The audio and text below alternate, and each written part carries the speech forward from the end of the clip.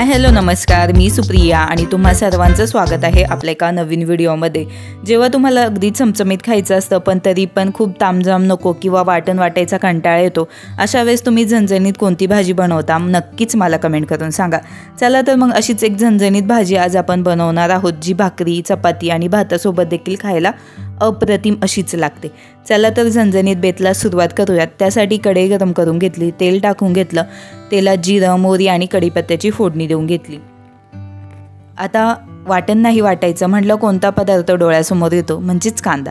एक मीडियम साईजचा कांदा यामध्ये एक बारीक कट करून फ्राय करून घेतला। त्याचबरोबर एक चमचा आलं लसणाची पेस्ट। आता जर तुमच्याकडे पेस्ट नसेल तर आलं लसूण एकत्र छान ठेचून देखील तुम्ही यामध्ये वापरू शकता, त्याची चव देखील खूप छान अशी लागते। छान लसणाचा कच्चेपणा निघून जास्तोपर्यंत आपल्याला ही यामध्ये फ्राय करून घ्यायचं आहे।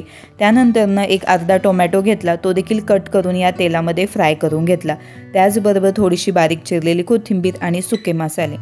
सुक्या मसाल्यांमध्ये हळद पावडर, लाल तिखट किंवा घरगुती मसाला आणि एक चमचा चिकन मसाला। चिकन मसाला नसेल तर तुम्ही किचन किंग मसाला वापरत असाल तर तो देखील टाकू शकता। आता किचन किंग मसाला घरगुती अगदी कसा बनवायचा याची डिटेल रेसिपी आपल्या चॅनलवर आहे, त्या व्हिडिओची लिंक मी या व्हिडिओच्या शेवटी नक्की देईल, त्यामुळे तो मसाला एकदा नक्की बनवून पहा, अप्रतिम असा आहे। त्यामुळे या व्हिडिओच्या शेवटी जी लिंक देईल ती चेक करायला विसरू नका। आता यामध्ये मी 3 मोठे चमचे दाण्याचा कूट टाकून घेतला, छान तेलामध्ये मिक्स करून घेतला आणि त्यानंतरनं जवळपास 1 ते 1.5 ग्लास पाणी टाकून घेतलं गरम पाणी टाकल्याने काय होतं, मसाल्याला तेल देखील छान सुटतं आणि त्याचबरोबर भाजी देखील पटकन शिजण्यास मदत होते। चवीनुसार मीठ टाकून घेतलं। मीडियम टू हाय फ्लेमवर छान एक उकळी येऊन द्यायची। उकळी आली की यामध्ये मी वांग्याच्या अशा उभ्या फोडी करून घेतलेल्या आहेत त्या टाकून घ्यायच्या। त्याचबरोबर यामध्ये बारीक चिरलेली कोथिंबीर।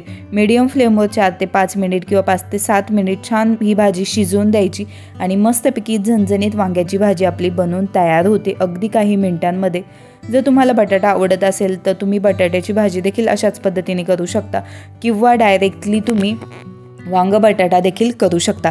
यासोबत अजून मी देखील बिना वाटणाच्या रेसिपी आपल्या चॅनलवर शेअर केलेल्या आहेत, नक्कीच चेक करा आणि व्हिडिओ आवडला असेल तर एक लाईक नक्की करा।